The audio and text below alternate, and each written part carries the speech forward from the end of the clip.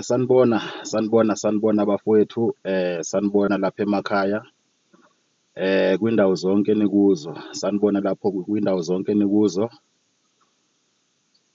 Bafowethu, eh, namhlanje besinqoba namhlanje, namhlanje bekunqotshwa, namhlanje bekunqotshwa kuphakama amandla. So ndiyabheka ukuthi abantu abaningi bayibukela ividiyo yami and bayibukela abantu abaningi kakhulu le ekhuluma ngongizwe mchunu. Bayibukela abantu ividiyo, ndinitshela ukuthi ungizwe angeke azagwetshwe, ungizwe icala uzoluwina. So bafowethu, lokhu bendikukhuluma ngokwesiprofetho, lokhu bendikukhuluma ngokwesiprofetho. Ndiyathemba ukuthi at least nani nizibonele. Ndinitshela ukuthi next year ama-price azokhuphuka. Ndinitshela ukuthi next year ngo-2024 ukuba uRamaphosa iyaphatha, ama-price azokhuphuka. So bafowethu, ungizwe unqobile icala, uwinile ungizwe njengesiprofetho, njengoba bendisisho. Nikhumbule ukuthi ecaleni likangizwe kube ne-frustration kakhulu bafowethu, kube nenye i-frustration kakhulu, kube ne-frustration, but ngoku izinto ziyenzeka. So kudala zenzeka bafowethu, so nani nizibonele-ke ukuthi kwenzakalani. Ndibonga isikhathi senu, ndibonga isikhathi senu, nokuthi futhi ungizwe anqobe njengoba bendishilo.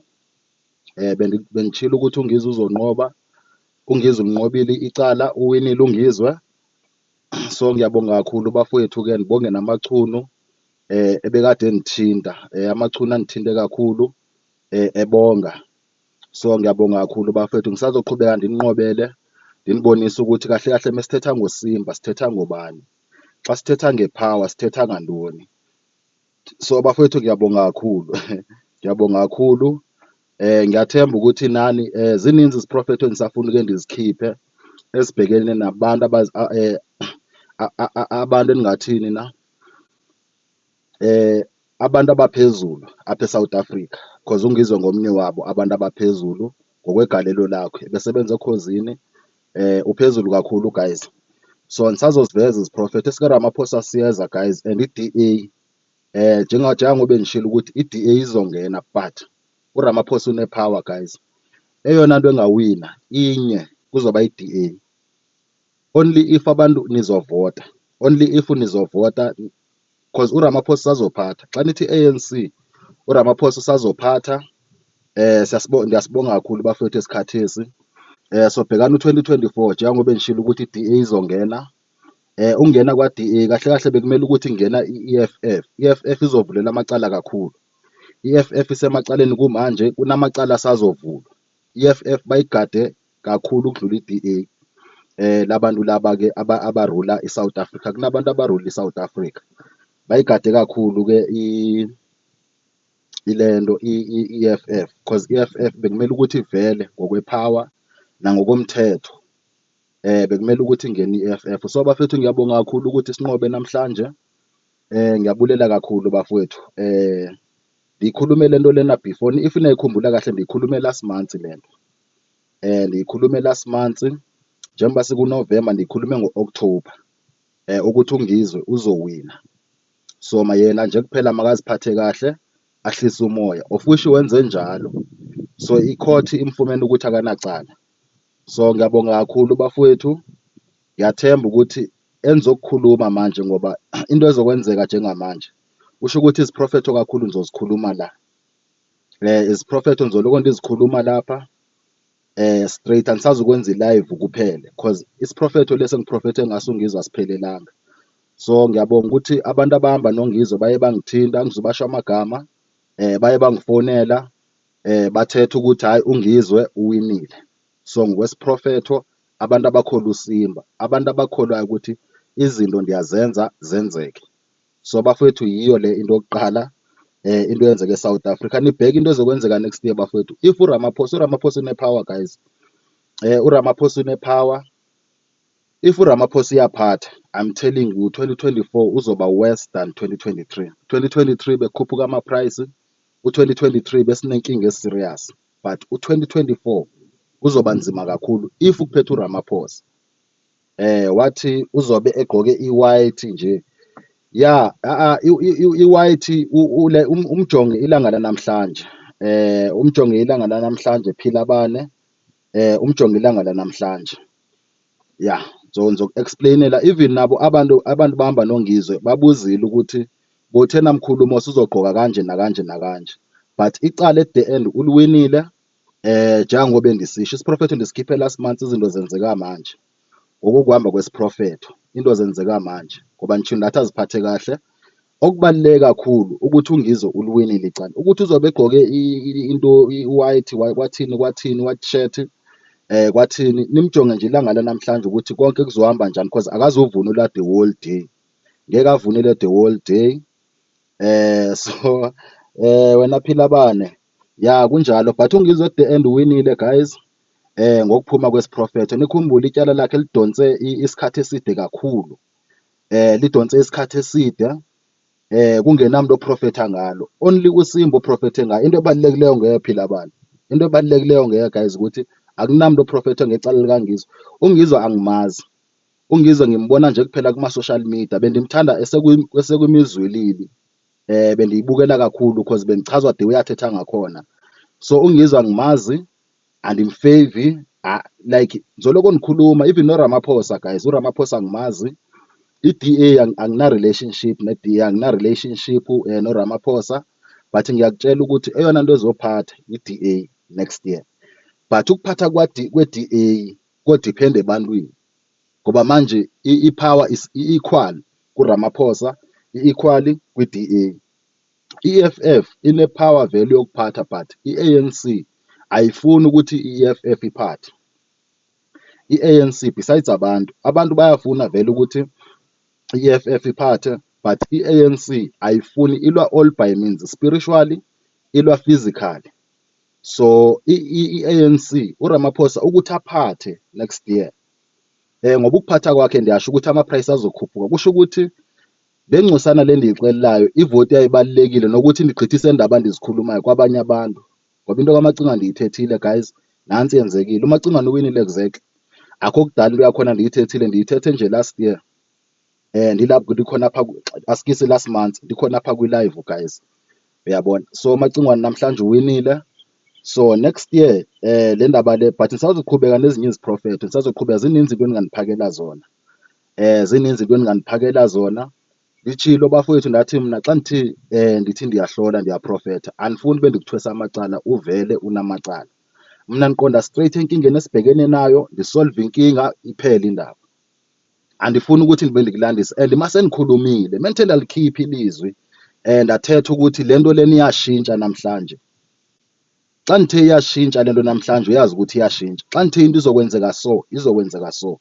Ingakho ningavumelekanga ukuthi ndikhese abantu, ingakho ningavumelekanga ukuthi ndiqalekise abantu. Ndingathukisela but angeke ndiqalekise umuntu, angeke mthakatha umuntu ubheke.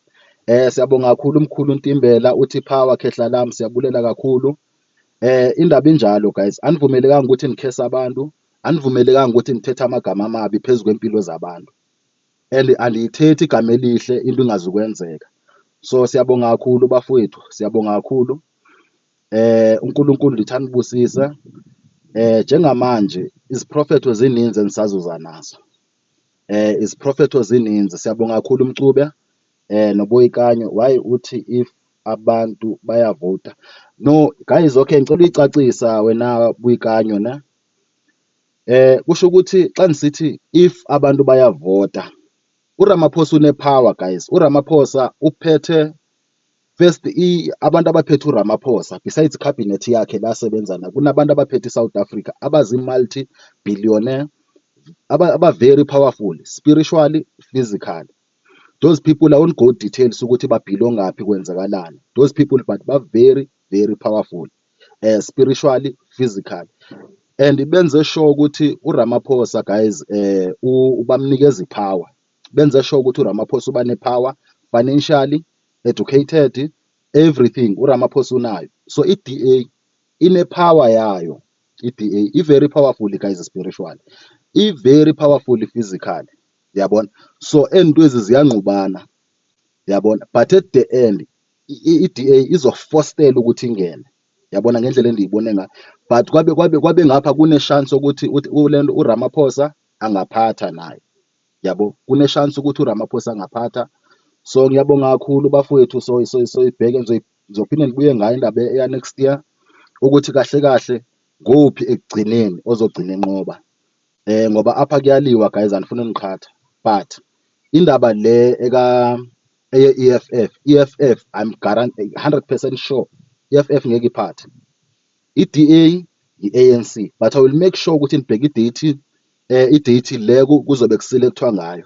I'll make sure ukuthi ngijonga le date le yokugcina ukuthi ngubani at the end ozowina. So I will come back with that, but at the end bafowethu ndiyasho ukuthi i-DA i-ANC, that's it. And i-ANC iqine ngomuntu oyi-one uRamaphosa, and uRamaphosa akunamuntu ongamshifta, yabo akunamuntu ongamshifta. So indaba injalo guys. I will make sure nina qhubekani nisapote into endiyifuna kuni ukuthi nisapote guys, kwenzela ukuthi nani nikhona ukuba free, into zenzeke. Qhubekani nisapote nikhona ukuthi into zenzeke bafethu, nibe free, yabona. So indaba ye-ANC nizobuya nayo ndinitshela ukuthi kwenzakalani. Kancane nje bengicela urequest mkhulu Ntimbela, bengicela urequest ekhehla lami kancane nami guys, ngiloko ndibhizi asikisini na cha ndithi manike nifake nje kuphela umkhulu Ntimbela kancane, loko ndibhizi guys, kurafu pha ngaphakathi. Cha benithi nizogqithisa endaba ezi. I'll make sure ukuthi le video lena ngiyayiposta lena. I'll make sure ukuthi iyafikelela nakwabanye. So umkhulu Ntimbela guys, ndifuna ukuthi nimazi indoda enikezwe kakhulu, indoda ephuke khehla lami.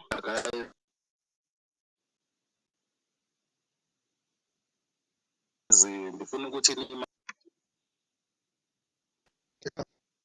khehla lami uyaphila khehla, ndiyabona network ngathi iyasokolisa. siphila kahle khehla lami, kunjani kuwe? Hayi noko khehla lami, andijabulile ukuthi siyanqoba namhlanje. Oh ya, ngoba ndiyazi hayi wena khehla lami ukuthi jabulele. ya ngesikhathi ndandisenza ulive okangizwe, ndiyakhumbula ukuthi bowukhona lapha ngo-October ndiyikhuluma lento le kangizwa khehla lami. Usayikhumbula nje? Ngiyayikhumbula khehla lami, ngiyikhumbula kakuhle ndandikhona.